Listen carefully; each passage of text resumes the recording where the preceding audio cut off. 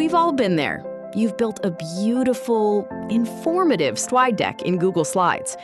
It's perfect for a classroom, but on social media, it falls flat.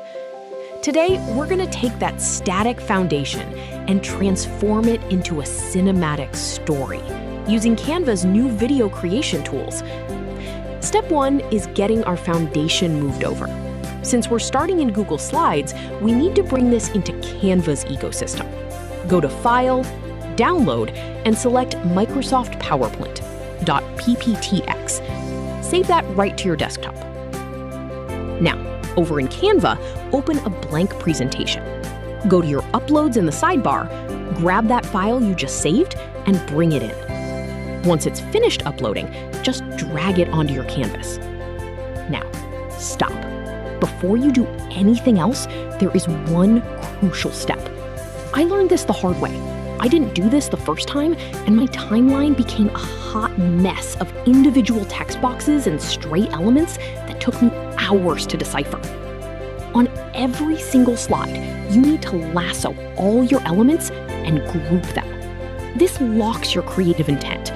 By grouping now, you're telling Canva these elements belong together. This single habit is going to save you hours of reorganization down the road. Before we flip the switch to video, take a moment here. This is the best time to adjust your style, your brand colors, and the overall vibe. It's much easier to polish your design while we're still in presentation mode. Once you've done the prep work, you are ready for the magic switch. In presentation mode, you will see a large window with smaller views of the pages below. Use those thumbnails to select multiple pages. Just hold down Control on Windows or Command on Mac while you click. Then, click the three-dot menu on the floating toolbar and choose Edit as Video. All of the pages you selected will now be available to use in your video project.